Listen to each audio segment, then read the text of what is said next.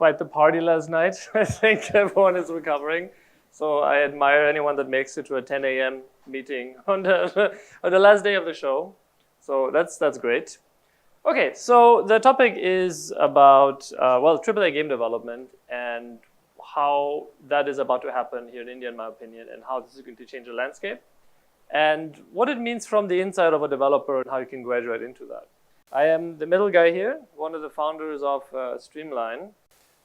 We have been in business for 20 years, started in 2001, working on games from Final Fantasy to Street Fighter, making our own products, working a lot with the Unreal Engine with those guys for almost 20 years in their projects, Gears of War, Unreal Tournament, everything like that. How it's going to be natural, I think, for AAA studios that are doing services to graduate into actually making full products, and how that's maybe the only way that's going to happen. So a little bit about our crew. This is us. We have 200 people in Kuala Lumpur in Malaysia. Development, art, UI, UX, QA. Some of the recent projects we've been doing. We helped finish Death Stranding. We did some work on this guy, PlayStation 4 exclusive. This one just came out this week, I guess. Sniper Goes to War Contract is a CryEngine PC title. And then kind of like totally different, but SpongeBob HD remaster project also that we had done engineering and art for as well. So this is the crew right here, as well as our office there in Kuala Lumpur. And we're all in one floor across this. We call it a donuts, like just one large shape, 200 people, level design, programming, effects, QA, everything together, very synergized in like one large team. That's kind of the idea. And then in our opinion, and what we're seeing is like, modern development is pretty crazy. You've got Switch stuff going on. You've got crazy mobile wearable hardware, for VR. You've got PC games. You've got mobile games. Everything like that in between. And essentially, what that creates, in our opinion, in that level of AAA development, is very much a problem-solving culture. And the problem-solving, when you have problem solvers, you have like 100 people that love to solve problems, tinker and do stuff. They will have ideas of their own. They will have interests of their own. They're not going to just want to solve other people's problems. They want to apply that for their own games. They want to actually innovate.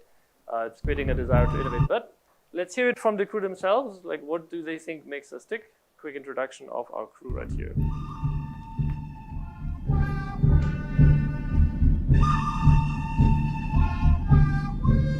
I needed it an hour ago. Oh. In this industry, the people are so passionate. You can see it and feel it. You just shout, Richard! What? That's how we communicate. Because here, all that matters is your ability to want to learn, your interest in pushing further. It's not just about making pretty pictures. Being an artist, being a creative designer, you need to know a little bit about everything. We try and fail. We have a support system around us, from the CEO all the way to our colleagues as well. If I encounter a problem, I don't feel sad. I feel kind of interested. Oh, okay, that's cool. How can I actually solve this? Everyone puts their spin on it, and everyone working together, eventually it turns into a real character. It's like it's coming to life, and seeing that transition from nothing, you build something new and exciting. When you come together to work on video games, you can all contribute something to this one medium. I love the people here. Everyone is willing to help and everyone is there for you. I think number one, the biggest thing I love about Streamline is the fact that we get to be ourselves. What you see is what you get with everyone. There's no such thing as my career persona and my at-home persona. Everyone is really themselves here, and this culture allows us to do that. So that's a little bit on us. And that has led to, in 2018, an award-winning game called Nightstream, which is a mobile title. This is really the ramp-up, the warm-up for the kind of products we're doing.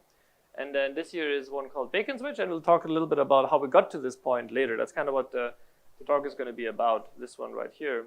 As an example, here's the introduction of that game.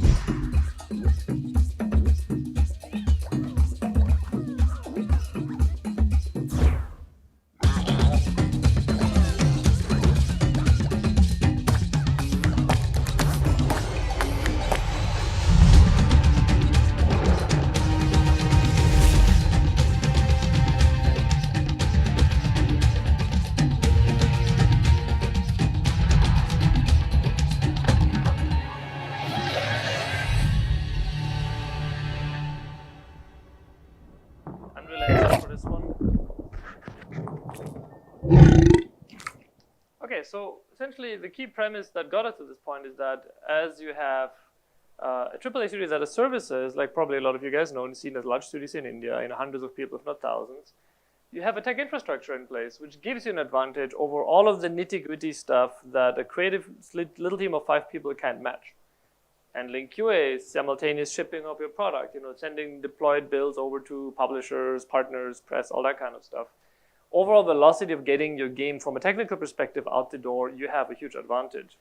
And how did we build this ourselves? Well, also through, just working on co-development. So, for example, we helped to ship Final Fantasy 15. This actually was our office here, and in the back, we'd probably get calls from Tokyo. It's probably taking at some horrible time, 2 in the morning. Hey, there's a bug on the Xbox build or the PlayStation. You triage it together, something like that. So this is how we also were able to get that level of experience by just partnering with others, doing a co-development approach. And we work directly with the director of the project, Tabata-san.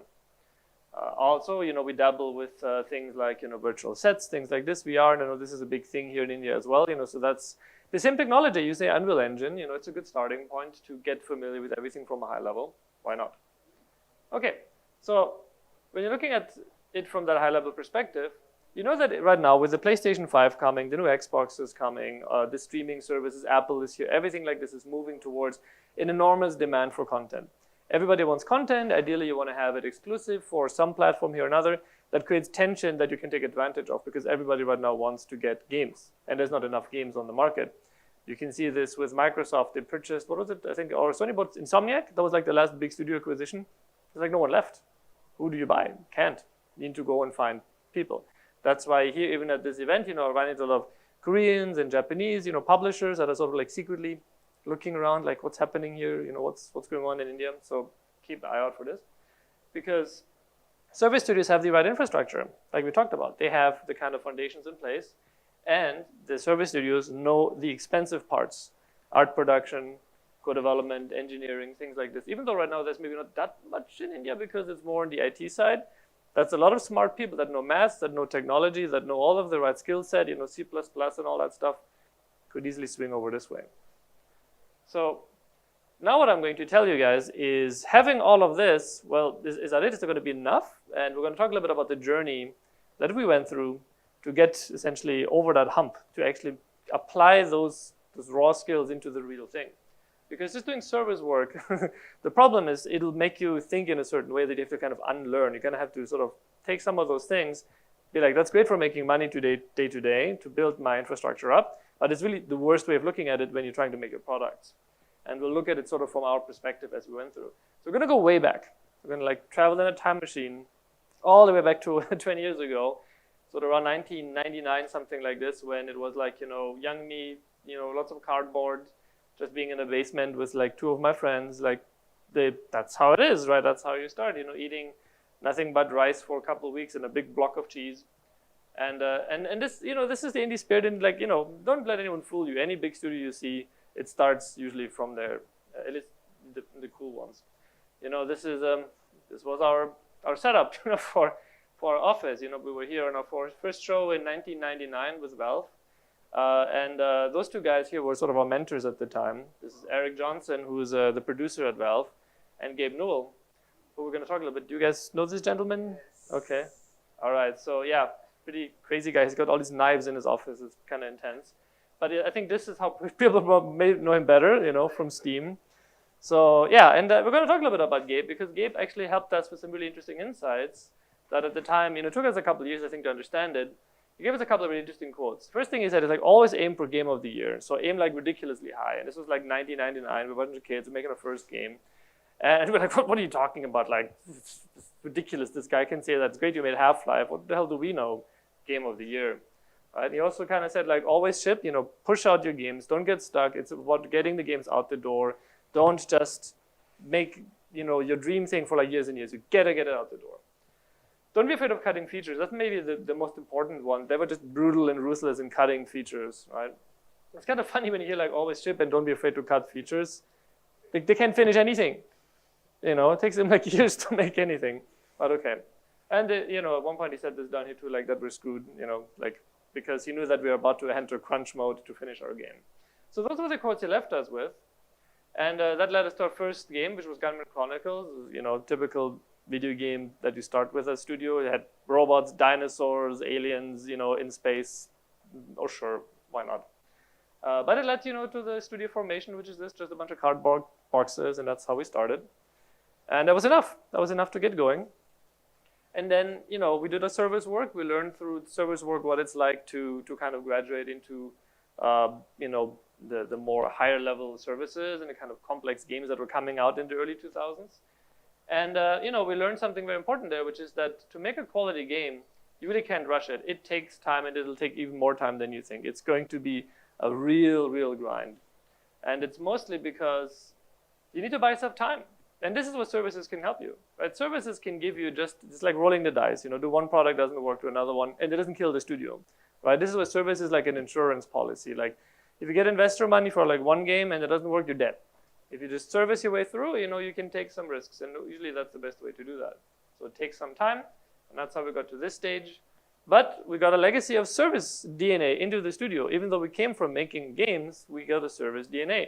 What does this mean? Well, the interesting thing with doing services is, I guess, who's doing service stuff here in the audience? You guys doing services for other people? Somebody pays you from overseas, probably at one point.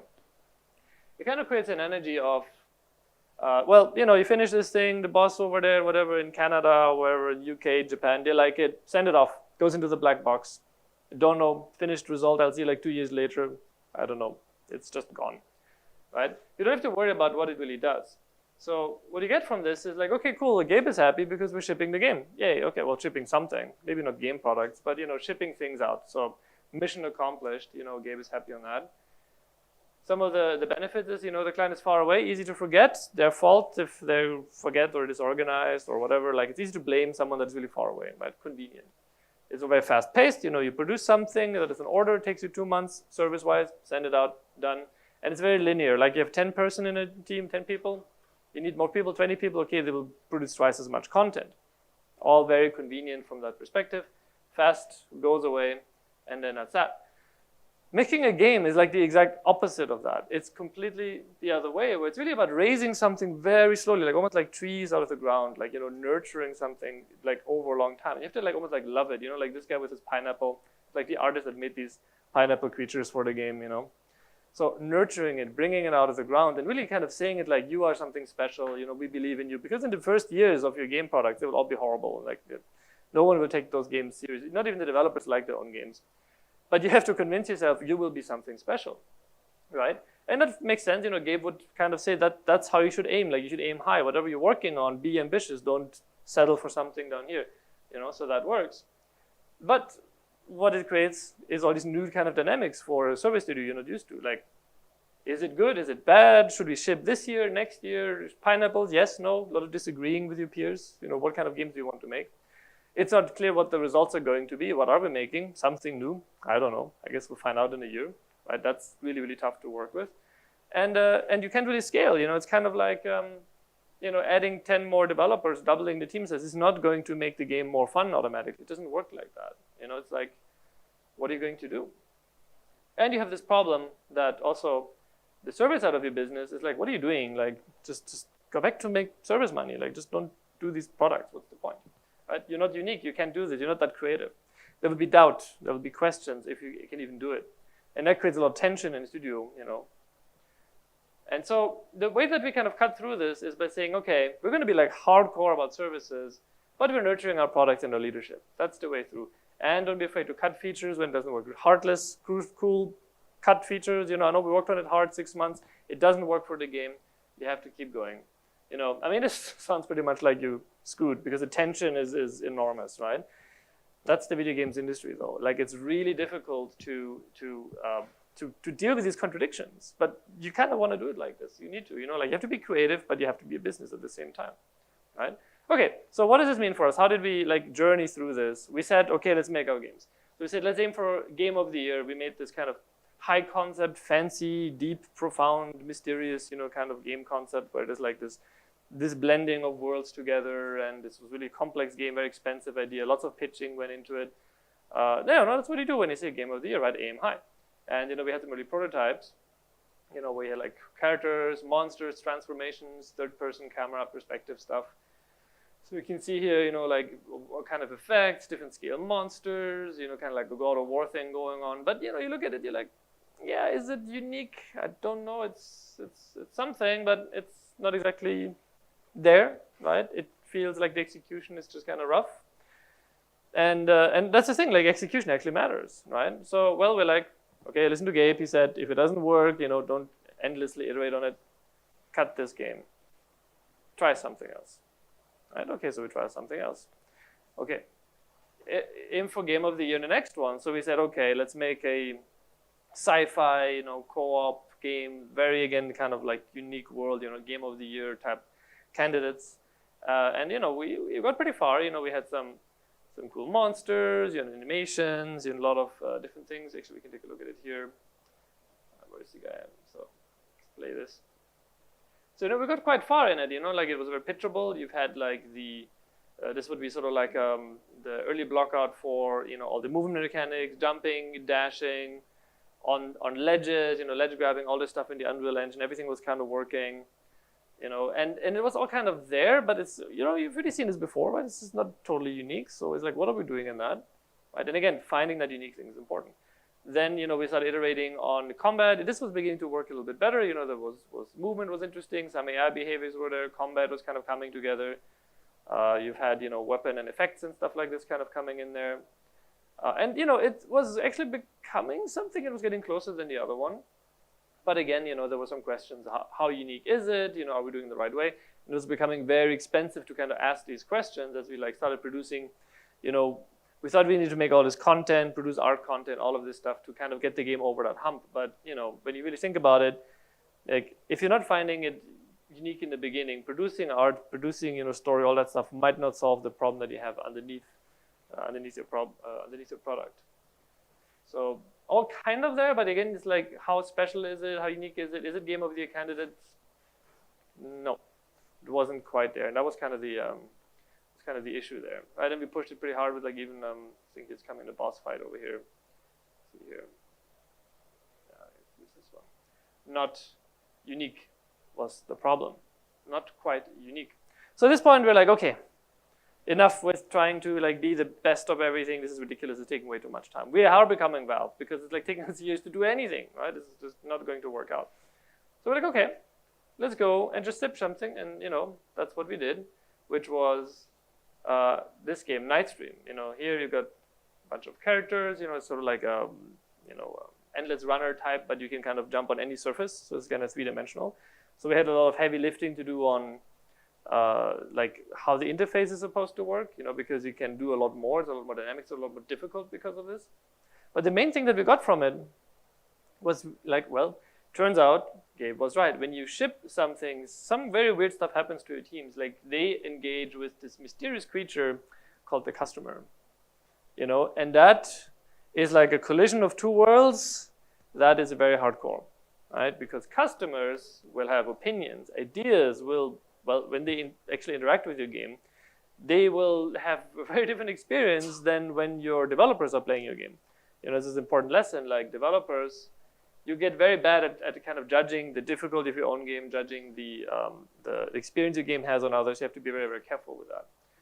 So with this one coming out, you suddenly realize, websites and your trailers and marketing, positioning, you get a sense for what this game actually means for the outside, what it means for other people to play this, and you just learn to ship something, see reviews, get used to that whole process. And it kind of makes things very real to people. It creates a reality of like, oh, so that's what it's like, right? It's like a maturing process that is really, really, really important. And what happened at that point is like, we're like, okay, so let's just stop trying to like play by the rules of like making this amazing thing, like just this awesome, whatever, right off the box, amazing game of the year type, candidate type stuff. Just stop doing this. Just let's be ridiculous. Let's just do whatever the hell, right? And so we did that. We just did something, totally ridiculous. This is how it started. We're like, fine, just a bunch of little buttons, and like it's going to be a couch co-op game, just completely not ever sort of like serious game of the year material, just completely out there. And this was probably about a year and a half ago.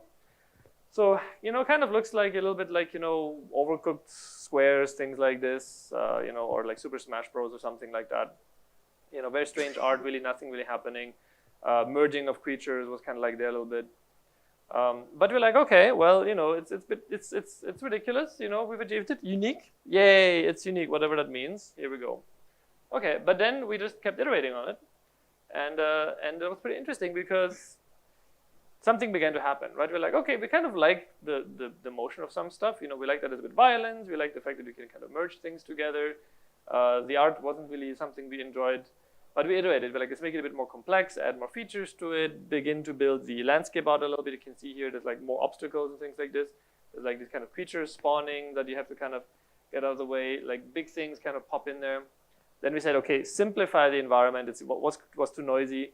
Kind of bring it down a little bit. But experiment with like still obstacles, spawn points, things like this. They're kind of like things you have to grab and push them into these oven things, these bun things. So getting a bit of a sense for the interface kind of coming together. And this was probably about a year ago. So we're like, okay, something is in here. We're not sure what it is. No one really believed in the project, but we kept iterating. So the next step was to get a bit of sense for the art. Again, further simplifying it, experimenting with kind of educating the players to like UI elements, like how the game actually works. You can see the core loop emerging a little bit. It's a little bit more about this merging of these buns, collecting of these buns, working together between the players, which is what these 3-4 guys are down here, doing something together. Again, a lot of UI testing, because like what kind of game are we making? Now experimenting with moving platforms, again simplifying a little bit the kind of creatures there are, focusing the game on more team play, forcing the players to work together, passing things between each other. So this is probably about 8 months ago, something like this. Still before we actually have done the art pass on the project. So just barely coming together. Then trying out boss fights, larger creatures, more complex. So again, kind of these waves, it goes up and down. It was simplified, and it gets more complex, more simplified. Now it's a bit more complex again. Seeing how far we can push some of the difficulty. Again, reinforcing players working together. That was a big thing still. And you see like these danger hazard zones. Those kind of prototyping that stuff. Then again, pushing the hazard zone idea too far. We're not doing this right now. It's kind of rolled back a little bit. But again, you see now multiplayer, several pots. You can kind of play against PvP and all that stuff. So experimenting with single player, PvP, multiplayer, all of these aspects together, really seeing what is fun about the game for players, right? And then you've seen it earlier. This was the results that came from it about 6 months ago. It looked like that, right? And the response of it now is quite strong, and people really kind of get into it. And what's funny is it became the game of the year about a month ago. At Reboot in Canada. So it's kind of like eye-opening at that point, like, oh, so we just didn't take it serious at all, just were totally ridiculous, and people respond to that, right? So this is what people call creativity, so when you break it down, it's like actually not such a big deal. It's not some magical thing that just very few people can happen to find. Remember what we started with, the hell is that? I don't know. Right? But it's something where you don't always know where you're going to go. But the one thing that I can tell you is that there's a sort of intuitive feeling of just trying to do something that maybe you haven't seen before, right? If I go back here, if you're trying to do too much like what you think is going to be like deep and award-winning and all that stuff, right? Like these things, it might just not gel for your audience. It might just be too deep for what you're trying to accomplish, right? Just don't overthink it. What is going to reward you in the market, in my opinion now, is just creativity, right? True creativity. Don't try to win awards. Just try to be whatever, be ridiculous. And like I said, it was useful for us that we made a small title before. This goes back to the infrastructure play, right? There's an infrastructure of experience and learning how to communicate to your players. And you can also learn from that as well. And then in the end, this is what came of it. So what do our new prototypes look like? I don't have anything to show on the other games we're doing yet, but I mean, they all kind of look like this right now. It just makes no sense, right? It's just a big mess, But that's kind of honestly the way maybe it should be. Don't overthink it and just listen to your intuition and what the game wants to be. Usually there's a bit of a drive, I've noticed, like that certain products just kind of have momentum by itself. Like they want to be made in a certain way. So listen to that. So yeah, that's that's the main point of the talk, essentially, is to say that there is the opportunity is coming for India from an infrastructure, from a business perspective, very much coming. And in terms of then applying that, the main thing is, I guess, don't overthink it. Don't get too stuck on what you think you're supposed to do, as much as find some solid mechanics, iterate on them, and you may actually end up finding gold just through that process by yourself.